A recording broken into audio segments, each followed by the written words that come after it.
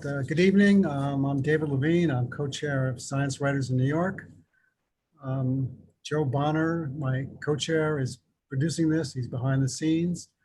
And our guest tonight is Selin Davis, who is an essayist, a novelist, and journalist who's written for major publications, including the New York Times, Wall Street Journal, The Guardian, Time, Yahoo, and many others. Her articles often open the door to both debate and celebration, including an article she wrote for the New York Times, like Tomboys and Hate Girls, That's Very Sexist. It went viral and sparked almost 400 comments. In 2017, her Guardian article, For Years I Thought She Was Stealing My Identity Until I Found Her, sparked 551 comments and a record for the paper. Her new book is Tomboy, which you can see behind her. I'm going to hold it up for a second. And it's called Tomboy, Surprising History and Future of Girls Who Dare to Be Different. So we talked a few minutes before we started, and there are some famous tomboys. And I was kind of surprised. Janet Jackson, Keira Knightley, Martina Navratilova, Reese Witherspoon, Joan Collins, Hillary Clinton, and Robin Roberts. So what was their character? What was their childhood like? And what made them? They're all very successful women. Well, there's a real tradition going back about over 150 years of girls not necessarily calling themselves tomboys when they're young, but when they grow up, they say that they were tomboys. And it's often a way of saying, I was always exceptional. I was always brave.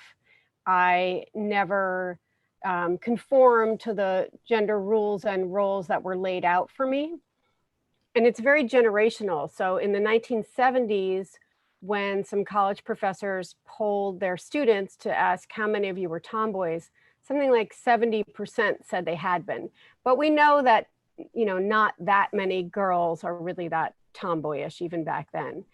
And in the 20th century, when there started to be biographies of great women of the 19th century, almost every single one of them said they were tomboys when they were growing up, like Clara Barton, who founded the Red Cross, and Charlotte Cushman, who was a great actress who played male and female roles. So they're always claiming it retrospectively. We don't really know how tomboyish they were, but we know that they claim it as a mantle to express that they were, destined for greatness, and that this was part of how they separated themselves from the paths most women take. So just for the audience, if you have a question, and I hope you will have a lot of questions, there's a Q&A box in the bottom of the screen. And please put your Q&A there. Don't put them in the chat box. And I will take your questions. And please do ask questions. So what is a tomboy? Define it for the audience, because it's, I read the book and I say, you talk about that. Yeah, it takes a whole chapter for me to answer that question. And, 5 minutes. Okay. I'll narrow the chapter down to 5 minutes. So a tomboy, the shortest way of saying what a tomboy is to say it's a girl who looks like and acts like a boy. But what I found as I looked at how that word had been used in different eras was that, those things are constantly in flux. What does dressing like a boy mean? Well, until 1920, boys and girls were dressed the same until age 6, which was in dresses. And babies wore white dresses and boys and girls wore dresses of different colors, and they all had long hair until they went to school. And also in the 19th century, it was considered tomboyish to whistle because whistling was something only boys did. But we would never say that now. So what it means to look like or act like a boy changes with culture, with geography, with time. So it becomes a difficult question to answer. And Probably the best way to answer it is it depends. Very unsatisfying answer, I know. It's a good answer. So you also talk about the movie Little Women, and that just came out, and someone said, "Oh, that was a movie with Winona Ryder in the 1980s," and someone said, "This is the 5th version of Little Women," and I think Katharine Hepburn was in one of them. Yeah. And so why is that so appealing? So in the mid 1800s, when Horace Mann founded the Common School movement, kids started going to school, and there starts to be this thing called childhood, which didn't really exist before. Kids would work, or kids would be, preparing for their future roles. But now kids were going to school, and then there started to be a market. So there was literature for them, and a lot of that literature was about how kids should behave. And that's the time when tomboy starts to become a positive term. Instead of an insult for a girl who's like a boy, she starts to become a heroine in some of these novels. And there were other tomboy novels before Little Women, but that became an absolute sensation. And it's never been out of print. There's an opera. I mean, every possible art form has been made from the original text. So I think it captured the imagination of people, but it also captured this reality of our idea of what girls are, that there were so many girls who weren't traditional and who weren't interested in being traditional. So it's always been important to American women and girls. So since we're a science writing group, I wanted to ask about the science of, so let's talk about gender, because you said that gender you could talk about for an hour. Yeah, that too. But what gender was only, it's basically, it's much more of a modern concept. It's not like 50 years ago, 500 years ago, people weren't really discussing what gender was. And now it's very important. Well, and when people use that word, they can mean any number of things. So originally gender was a synonym for sex, and many, many people still use it that way. And in fact, I think when I started this project, I used it that way too. And in a lot of ways, I've only learned much more recently about how many people have different definitions of this word. So for hundreds of years, it was a synonym for sex, and as sex took on erotic connotations, then there was kind of a move to use sex less and use the word gender. And then in the middle of the last century, it kind of went in two different directions. So there were psychologists working with patients who we'd now call trans or transgender, and at that time might have been called transsexual, and who thought of themselves as different than their bodies would tell us they were, and that wing thought of gender as gender identity, just your sense of yourself. And then there was another wing that was working with a similar population and working with intersex people and noticing like, oh, regardless of your body, you might be kind of masculine and feminine. And that definition of gender ended up being gender role, which was taken up by feminists in social science. And that was the idea that gender is socially constructed, and that it's about masculine and feminine, and that those are about our roles and what society expects of us. Whereas the other definition, gender as identity, is thought to be biological. And all three, I've seen, especially since the thing happened last month with JK Rowling, and people saying she doesn't understand the difference between sex and gender, and all of these explainer pieces coming out about it. And I've seen pieces where gender is used 3 different ways in the piece, as if like the writers don't even know themselves that they're doing that. So it took me until recently to realize that was even happening. And I think it's really important when people are talking about gender for them to say what they think it means, what it means to them. So for me, when I say gender, I am using it to mean masculine and feminine, as in the expectations, norms, and roles associated with a particular sex. So my definition is that gender is the social meaning of sex, but that is not everyone's definition. So why did you write this book?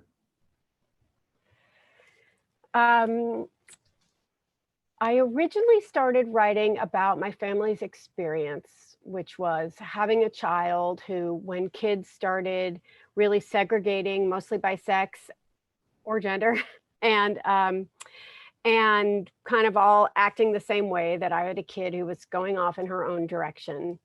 And I first write about my experience of that. And then a few years later, she came home and said, "Oh, I'm a tomboy. That's a girl who has short hair and likes sports."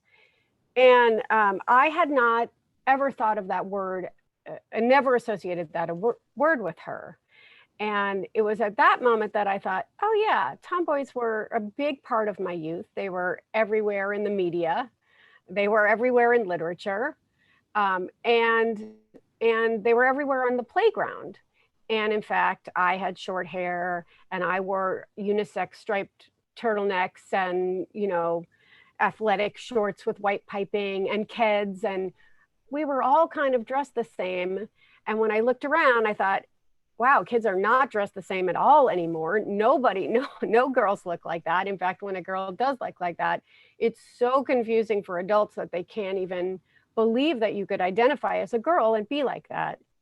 And I wrote about that again. I wrote about that for the Times, and about adults really having a hard time assuming that a girl like that could be a cisgender girl, and wanting to really support and affirm trans kids, but also not to base our ideas of what a girl or boy is on stereotypes. And the reaction to that was very intense, of people supporting it and of people hating it. And it was the first time I had experienced any kind of cancel culture or being part of a Twitter storm. So when it settled and I caught my breath, I tried to read through it all, which is not very easy to do, to read through people threatening you and writing horrible things about you. And then I tried to meet with some people who had written big think pieces that they'd published elsewhere, arguing against my piece, so that I could understand their points of view. And it was really all of those things together that made me realize there's enough in here. There's enough misunderstanding. There's enough history. There's enough mystery to make a book. So I imagine JK Rowling must have gotten a lot of, what exactly did she say that got her in trouble? Oh, I mean, I don't know how much we want to get into that, but she did some very rude things, sort of poking fun at the idea that the way you identify is more important than your body. And then she wrote an essay, which I'm not sure how many people read, but I read it and it was interesting to me, and just sparked massive culture war. And so the response to that was to try to explain what she got wrong. But again, I don't think that the issue is about definitions of sex and gender. I think that the issue is people having different definitions of gender and not realizing how important those definitions are to different groups. And, you know, I don't know what we do about that, except maybe try to find some new words. So all tomboys do not become gay, correct? I mean, all of them? Not all of them, but some of them. Some of them are gay, and some of them are trans, and some of them are cis, and some of them are straight, and some of them are non-binary, and they become all kinds of people. I mean, there is a link of some kind, and this is where we can talk about the science and the way the science is reporting. But, you know, there's some correlation between childhood gender nonconformity and sexual orientation, and some link between it and gender identity later in some kids.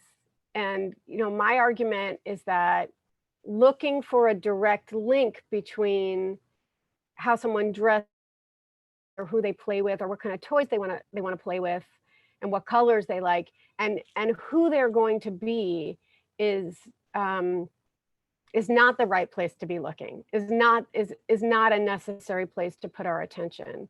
That rarely in discussions of gender today do we talk about gender stereotypes, or do we understand, you know, when we look back at the 70s and notice many of us were dressed the same, but now we're dressed so differently, and now there are boy Legos and girl Legos, and what's happened to childhood? Why is it so hypergendered, and what are the psychological implications of that? That's what I'm way more interested in than trying to predict how someone is going to identify by what they're doing right now. And I will say a lot of the studies of tomboys and who they grow up to be show that these girls who resist gender norms and boys who resist gender norms, we have less research on them, grow up to be more psychologically healthy. They grow up to be more creative. That resisting gender norms, whether you want to slap a label on that as tomboy or gender nonconforming, whatever you want to call it, it's actually just the greatest gift as a parent you could get is to have a kid like that, because you don't have to do all the hard work of undoing the culture's messages about gender. And it's related to academic achievement and all kinds of good things. So there's a famous sex therapist in Chicago, and he was talking about how when he showed men pictures of men, if they were straight, they didn't want to see other men. They wanted to see women. But he said women, you know, they could see men or women. And if they liked the men or the women, it's just because they thought the women were nice. That didn't mean they were gay. And I saw in my own family that, so my daughter took classes at ballet school. And then my son, we put him in a movement class there. And they gave him a doll, and he just like freaked out, said, I'm not doing this. And so there's a Taekwondo class. But we don't have Tom girls. And how come we don't have, we don't have, we don't have the same, so it seems that the male identity is much more rejecting of that a little bit. Well, there's much more room in our culture for feminine boys than there is for masculine girls. And it has been that way since the beginning of the gendering of childhood, which is really only about 100 years old. And as I said, boys and girls used to be dressed alike in what we would think of now as feminine clothing. But the reason that stopped 100 years ago is that the field of sexology was advancing, and gay people were, instead of thinking of having men having sex with men as a behavior, we began to classify gay people as a group and say, oh, they were called inverts, and it was talking about men who acted like women, and they didn't like sports, and they weren't macho. And I'm sure they didn't use the word macho then. And because the prevalent psychological paradigm at the time was that nurture, not nature, made you gay, child psychologists started suggesting that parents really try to enforce gender roles and try to impose masculinity onto young boys so that they didn't become gay. And that is why we started dressing little boys and girls differently, and why boys stopped wearing dresses and flowers and lace and all of these things that had been part of their childhood before. So even having different clothes for boys and girls is rooted in homophobia. And later, and their toys then have the same trajectory of the toys start communicating who they're supposed to be. So you start getting building sets for boys in the 20s and like mop and broom toy sets for girls.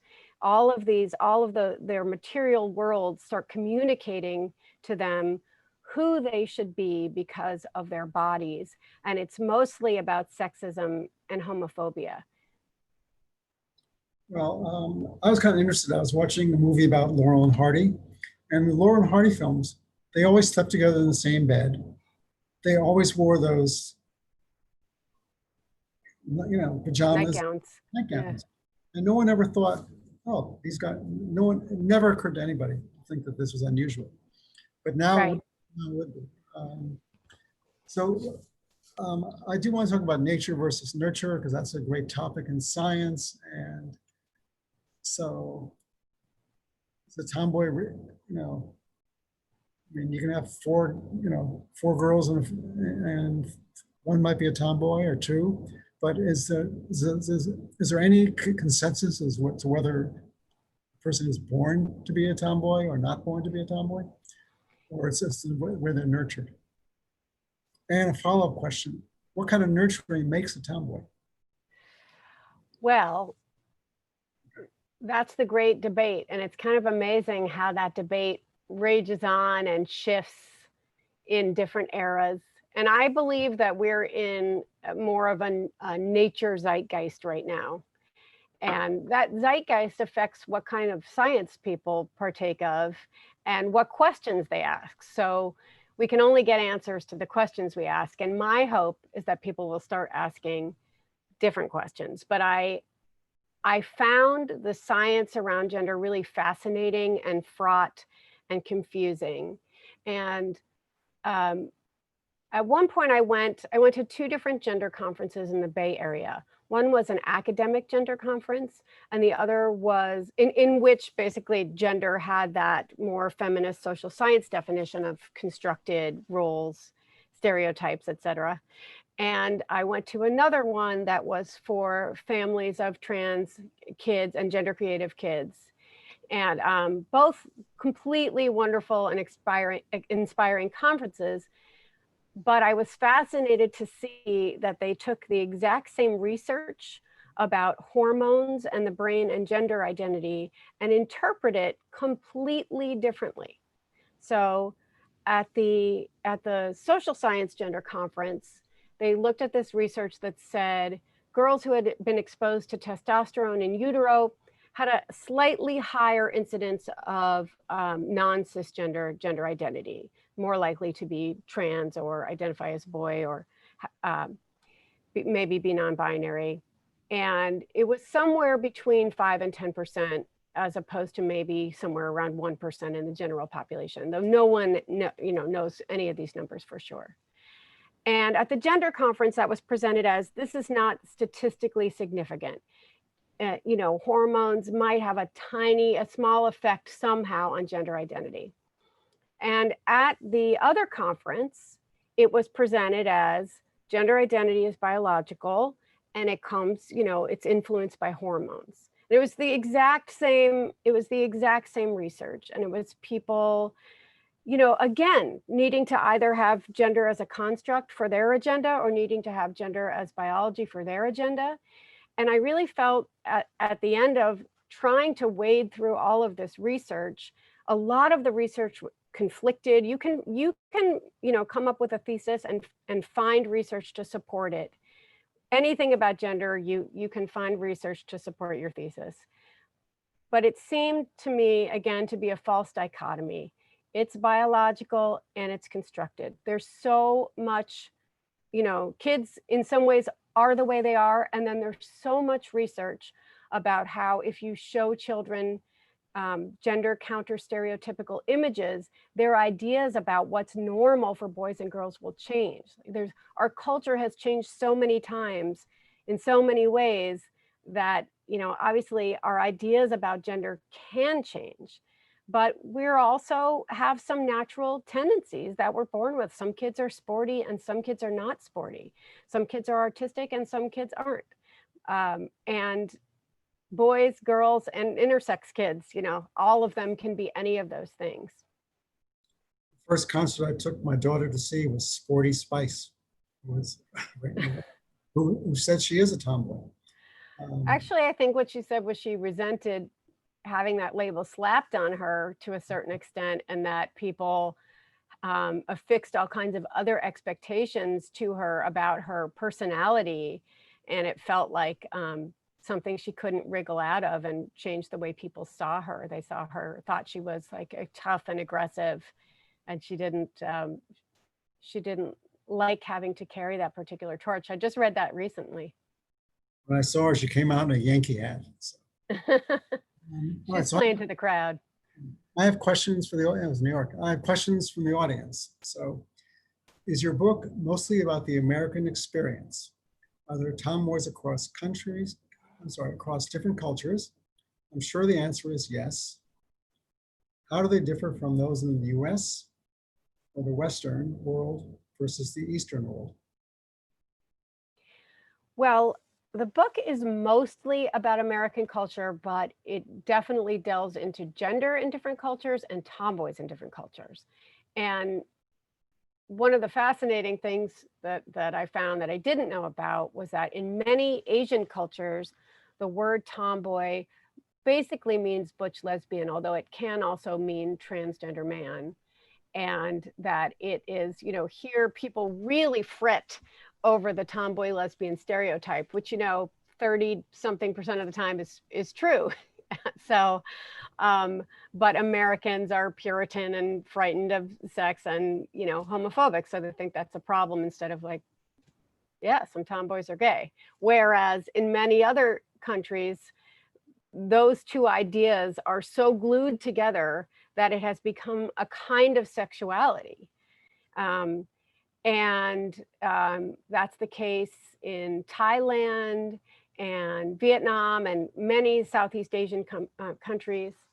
And I had really, really hoped actually to go to the Philippines, where they have a That's My Tomboy contest, which is like sort of a beauty contest of butch women, but I didn't make it, but I did watch some episodes on YouTube.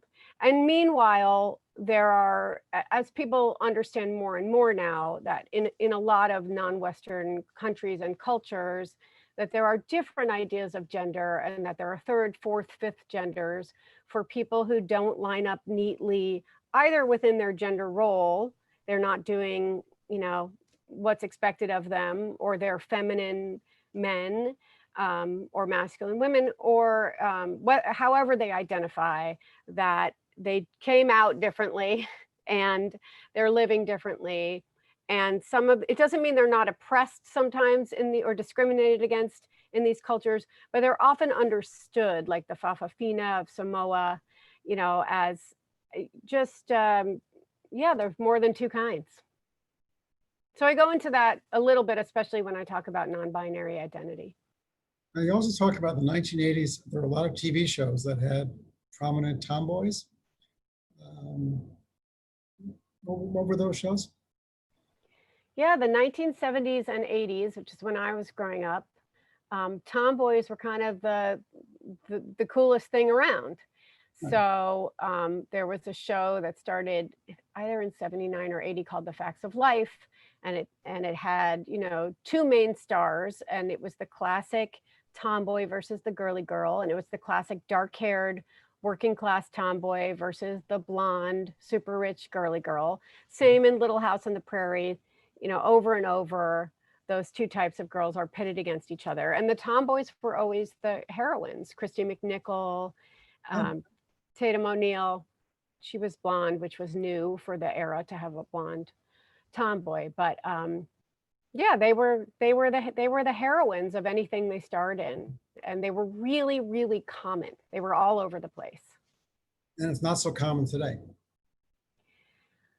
I think that it's going to get better, and I think that we have more LGBTQ representation than at any time in history, but because this particular kind of masculine girl hasn't been represented for a long time, I think that's part of the reason people have such a hard time understanding this kind of child. And I know that there are a lot of children like this, because their parents reach out to me all the time.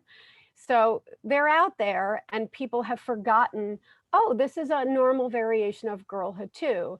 And it's wonderful that we have more understanding of trans children, and any of these children, my children, your children, any child can identify as trans. We don't know from birth how a child is going to identify. And so it's good that we have these representations, but my argument is just to add this kid back in too. We don't need one or the other. We can have them both. So I'm going to go back to some audience questions, and please add more. What is different about a contemporary tomboy and a 1970s tomboy? I don't know how many tomboys there are. I mean, I don't think I feel like that word is now universally reviled.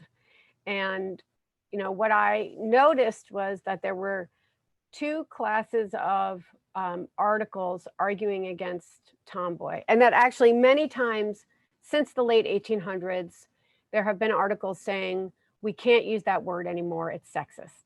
So that's been going on for well over 100 years. And what some people say is tomboy is a sexist word because it implies that, you know, certain hairstyles or certain personality traits or types or certain activities belong to boys. So if you call a girl a tomboy, you're actually telling her that she's different, that she's boyish, and we should just call them girls. And then the other argument is people saying we should use the term gender nonconforming because it's gender neutral and it's liberating. But you can see that actually it's still saying you're not a girl for looking or acting this way. And it's still saying you need to have a different title because of these qualities. So there's tension between these two camps, and the thing they have in common is that they hate the word tomboy. Okay. So here's a question. What is the etymology of tomboy? I always found it curious that a boy's name is used to describe a girl with boy's characteristics. Why not Jane boy or a Tom girl? Yeah, people have been also asking that for over 100 years also. So Tom basically is a male type, like a tomcat or a tom turkey, and boy is boy. So when it was first coined in the 1500s, it meant an extra boisterous boy, a super rowdy, misbehaved boy. Not long after that, it started to be applied to lascivious women who had a sexual appetite that rivaled what a man's, even though, of course, we know now that plenty of women have sexual appetites. And so it's about 100 years later that it started being applied to girls, to rowdy girls who are acting like boys. And for a very long time, it was an insult. And really, it starts becoming a badge of honor as we get that tomboy literature that we talked about, as these girls start becoming the heroines of mass-produced stories for children. And then it starts becoming more positive.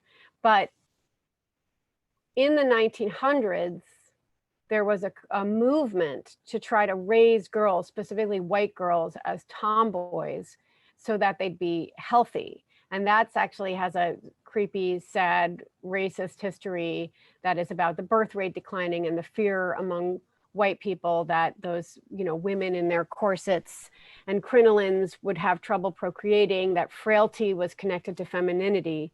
So they wanted to raise girls as tomboys so that they'd be good at breeding later. So that, you know, the word never made any sense. In every chapter of your book, you have a little story by someone. Who were these people? How'd you get them to do that? They wrote like two pages about their lives. How'd you find them?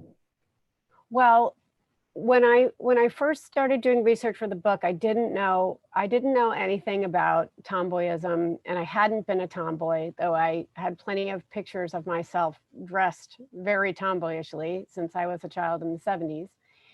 And I just wanted to do open interviews with as many different kinds of people as possible, people of different races, people of different gender identities, people of different sexual orientations, people of different economic classes, and people of different ages.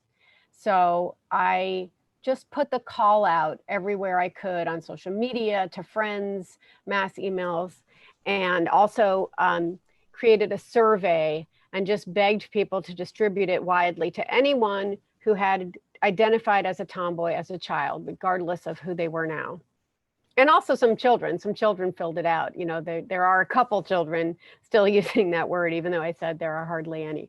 There are a few, because I interviewed them for the book too. So I didn't have, I asked them all the same series of questions, but with no agenda other than to learn what it was like for them when they were little, when they heard that word, what it meant to them, their changing feelings about it. And then I tried to map what these people had in common and where their stories diverged.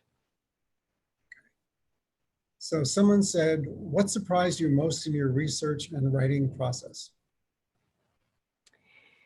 What surprised me the most was the research about what's called the PFD to tomboy phase, which is the pink frilly dress to tomboy phase. So when my younger daughter was 7, I started reading this research by some social psychologists, and they had noticed, they were talking about the kind of princess phase that many American girls and girls in other countries now go through, where they insist on wearing pink kind of princess clothes from about ages 3 to 6. And 74% of girls go through this very, very intense princess phase. And then sometime between 6 and 8, they start coming out of it.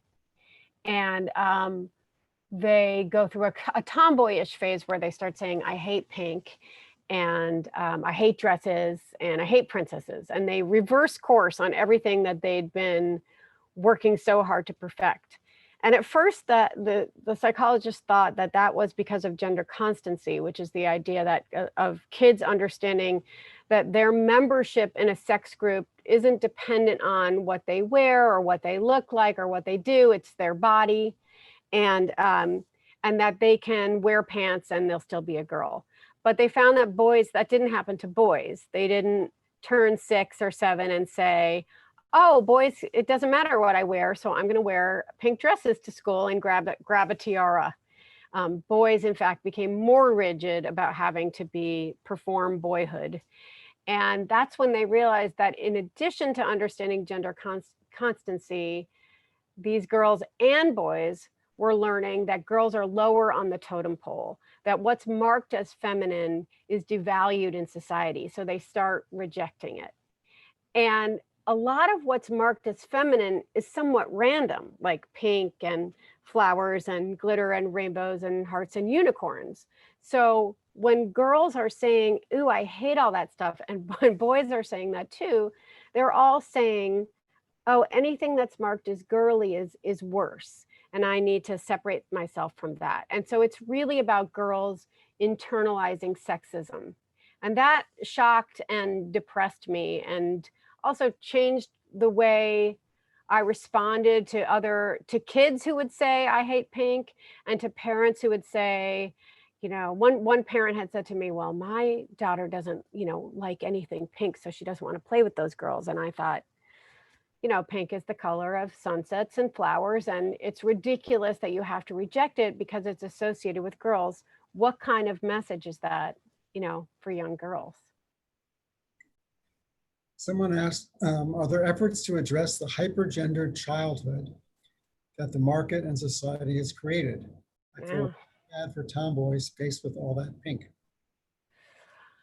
Well, I had been hoping that someone would do research on how the hypergendering of childhood affects children's social identity in all kinds of ways, how it affects their gender identity, how it affects their self-esteem.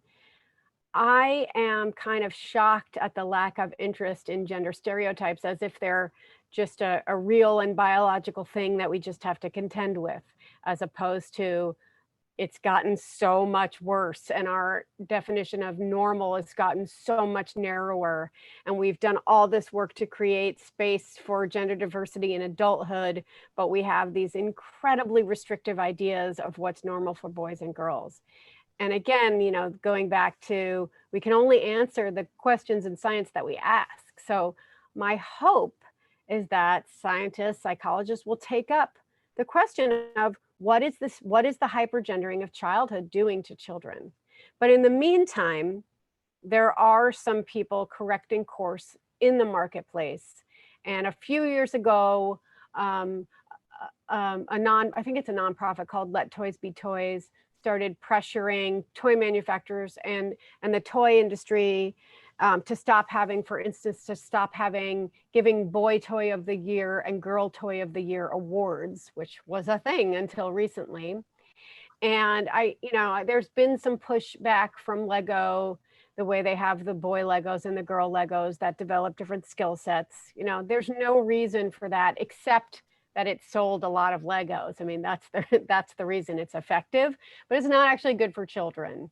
So there are lots of people selling pink shirts for little boys now, and just working to open up both sides of the pink-blue divide. But in order for that to happen, people have to understand where the divide came from, how it was constructed, and why.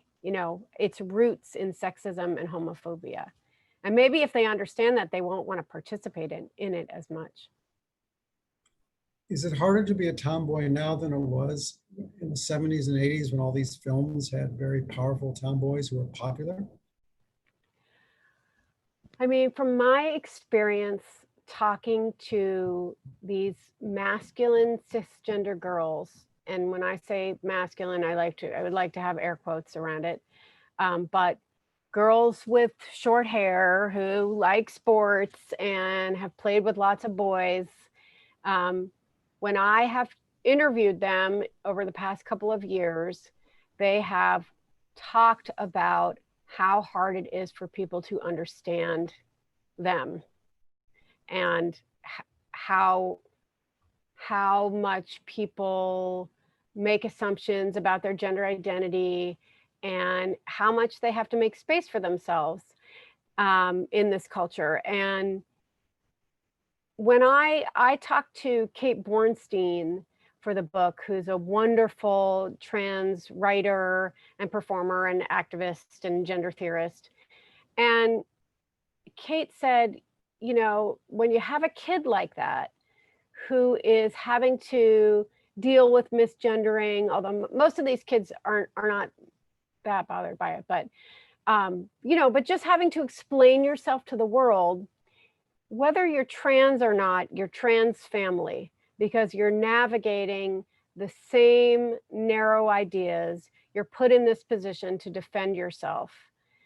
And we really have to all be allies, regardless of our definitions of gender, regardless of our gender identities, that we're all operating in this world with this incredibly narrow range of normal that's been imposed onto childhood. So I think in some ways it is harder to be a girl like that now, but I think it's part of a larger struggle that our culture is going through to understand the complexity of gender. So you wrote that gender is very important to kids and to grown-ups. It's the first way we learn to divide and make sense of the world. According to the researchers I spoke with, there are no cultures without gender, and none in which children don't divide by sex or gender at some point in some way. We don't need to ignore it or deny it, but neither do we need to exploit it. I suggest that we partition less of childhood into boy and girl sections. Stop marketing pink as a girl's color. Sign more girls up for baseball and more boys for ballet. Don't use the word feminine and masculine to describe personality traits. Let kids dress up in whatever the heck they want.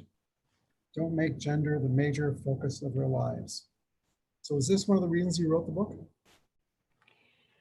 Well, I think the mission actually came to me quite late. It took me, originally I was only given 5 months to write it, and then they added 2 more, but then I spent the first month paralyzed. And there was so much research, and it was so overwhelming, and I didn't know what I thought about the research for a very long time. And so it was only near the end of the writing process that I began to understand that the hypergendering of childhood was very, very good for selling stuff and very good for perpetuating these narrow ideas of normal. And as I said, rooted in homophobia and sexism, and that I didn't want to participate in that. And I didn't want my family to participate in that. And that I would prefer if our entire culture didn't participate in that. And throughout the writing process, people kept coming up to me, people I knew, and saying, you know, I never believed in the pink blue thing. I just thought gender was a construct, but then I saw my children do it. And my girl just didn't like trucks and my boy loved them, and my girl loved everything pink and my boy hated it. And now I know it's biological. And they weren't asking for me to talk about the research I'd done. They just wanted to tell me that they see that it's biological now. And then that's how that became part of my mission of, well, I need to show you what's behind those ideas, and then ask you, do you want to perpetuate not only the homophobia and sexism that leads us to treating children differently, but into the real limiting of them developing their skill sets and their emotional sides that come with the way we divide childhood into pink and blue. That it's not, you know, all of the discussions that we're having about girls' low self-esteem or toxic masculinity, you know, all of that stuff is rooted in this constructed pink-blue divide. And we can't change that unless we're aware of it. But yeah, I really, really want people to be aware of it. It is my mission now. Who were some of the scientists that you felt were very helpful to you? Or who's doing good research? Social scientists or as well, or? Yes, of course. Well, I really relied on help from Sherry Berenstein, who they think is at, oh, sorry, I think it's Barenbaum. I think she's at UPenn. And she had done a lot of studies on girls with congenital adrenal hypoplasia, which is this condition where they get exposed to testosterone and other androgens in utero.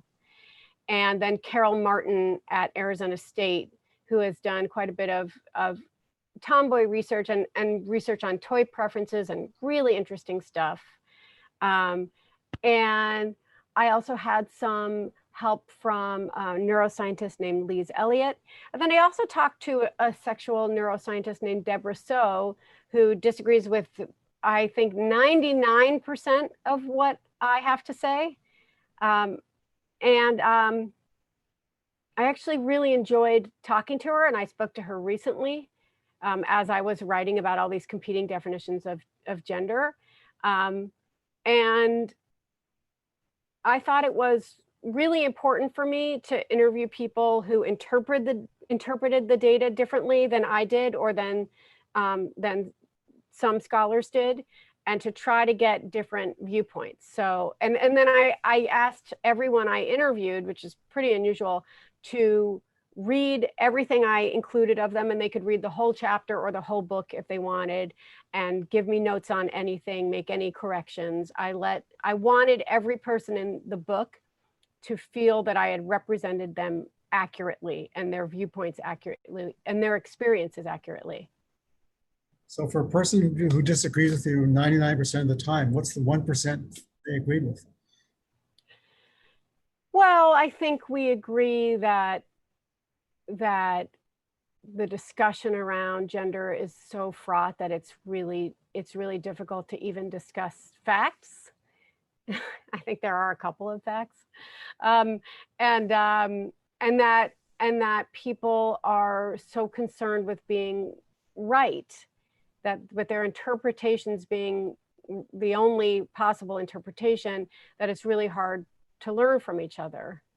And I think we both feel, you know, frustrated by that, but she is a lot tougher than I am, and a lot less concerned with people's approval, maybe. And I'm very concerned about that anyone I write about in the book, I'm very careful with their representation. I'm not interested in in making life harder for already vulnerable people. And I'm very, very interested in the complexity of gender and the murkiness of it. I am not interested in saying that my ideas are correct, except for the part about let's change our culture. I'm more interested in pointing people toward asking different questions than we've been asking for the past few years than I am with telling them exactly how they should think and that I'm right. So here's a question that was written in. Sorry not to get to it till now. Do you agree with the book by J. Michael Bailey, The Man Who Would Be Queen, The Science of Gender Bending and Transsexualism? Maybe you haven't Do I heard. agree with his thesis? His thesis is that some trans men, it's kind of part of their, trans women, that it's part of their sexual orientation and that they are aroused by having a female body. And all I will say about it is that the reaction to that, I don't have any way of knowing how valid his research is, but I do know that I don't think it was ever considered because the cancel culture was so strong against him, which is the point, right? To not have to consider his thesis. But that's all I got for him. Here's a question. Does being externally labeled as a tomboy prohibit certain people from seeking complete gender transformation because they're being told they are simply a quote unquote boyish girl and therefore still a girl? Well, one of the things I found was that, again, about how the word tomboy was very liberating for some girls because they could use that label and then people would leave them alone. You know, if you're not acting properly girlishly, oh, she's a tomboy, that's why she likes sports, that's why her hair's like that, that's, you know, and it was liberating. But for many young people who grew up and realized they were trans because that language was not available to them until very, very recently, the word tomboy was very oppressive because people used it to say, you're not a boy, you are a tomboy. And this is not about your gender identity. So, you know, again, that word means different things to different people. And what liberates one person limits another. And, you know, we're still working on the right language for all of this. But again, I just want to go back to, you know, someone's behavior as a child. There are trans people who were completely gender conforming as children, and maybe they came out at puberty, maybe they came out at 45 because they finally understood, you know, this inner sense of themselves that they had no access to before this was part of our kind of common lexicon. But anybody can grow up to be anybody. The only thing I found consistently from all of the stories I reviewed, the only thing that everyone I interviewed had in common was that they all grew up to be confident. They all grew up to be more confident, I think, than the average woman, and definitely more confident than I am. So before I go, and there's one more question, but I just want to plug a little bit. Tomorrow I'm interviewing Dr. Paul Offit, who is one of the top vaccine experts in the world. I'm going to answer all your questions about vaccines, including, are we going to have one? Pediatrician, should kids go back to school? And so that's tomorrow at 3 o'clock, and you can still register for that on our website, swiny.org. And also on Monday, the 24th, I'm interviewing this author, Pam Fessler, who is the national political correspondent for NPR, and she wrote a book about leprosy, discovering that her husband's grandfather was a leper, and they never knew what had happened to him. So I'll have one more question, then I'll let you go back to your family, because she's in the basement. Basement. How have you seen parents be successful allies to their masculine presenting cisgender daughters or navigating cultural expectations. My daughter fits into this category, and her options seem to be limited. I find she is leaning into her masculine presentation out of discomfort with the male gaze and the hyper sexualization she sees among her cis-presenting female counterparts. Okay, so that was a long explanation. So what do you think? I think it's a great question. How do you be an ally to a kid like that? And, you know, the message to tomboys from the very beginning of identifying girls as tomboys was that even if they were really, really encouraged to be tomboys, as kids in the 19th century and in the 1970s were, it was always expected to subside at puberty, no matter what. It became a problem if you were still acting like that after puberty. And my message is it doesn't have to end. I mean, the other thing besides self-confidence that most, not all, but most of these kids, these adults told me was that the kind of most scarring moment of their childhood was when their mothers told them, you have to start wearing a shirt. You can't run around without a shirt anymore like the boys. And I'm not saying, you know, to let your girl run around topless, but I am saying that you don't have to dress differently after puberty. You don't, I mean, you might want to put on a shirt, but you don't have to act differently. You don't have to change your friend group. Your tomboyism or masculinity or whatever you want to call it, nothing needs to change. And many girls, when they go through puberty, especially tomboys, it was very hard for them, whether they were cis or trans, straight or gay. It was hard for them because they went from being seen as one of the boys to an object for the male gaze. And they can reject that. There's no reason any girl needs to hit puberty and start wearing sexy clothes or grow their hair out. They can be as masculine as they want for however long they want. It's always available to them. Okay, so usually at our book events, which are in person, we have the authors sell books. So since we can't do that, why don't you hold up your book and tell them where they can get it? Oh, hello, this is my book. And I really encourage people to buy it through their local bookstore. Or you can go to bookshop.org and it contributes to your local bookstore. I actually don't have any signed books at the bookstores in Brooklyn, but I will in September when I am back. So if you're in Brooklyn, you can ring me up and get you a signed copy. For people who can't go to bookstores, can they download it at Amazon or places like that? Yeah, you can download it at Amazon, yeah. And you can ask your local bookstore to carry it if they don't have it, and you can also ask your library to carry it if they don't have it. And the book was just published like 2 weeks ago, right? I think it might be last week. So we got you early. That's great, because originally you were going to be published in May, but the pandemic put that off a little bit. Yep, things changed. So you're not going on a book tour, obviously, right now. This is it. It's a book tour from the basement. Yeah. From the basement. Oh, okay. So on that wonderful, charming note, we'll end. And I want to thank Lisa Selin Davis for spending time with us. And I look forward to seeing people tomorrow for the vaccine talk and next Monday for the talk about leprosy. Okay. Thank you very much. Thanks, David. Good night, everybody. Stay safe.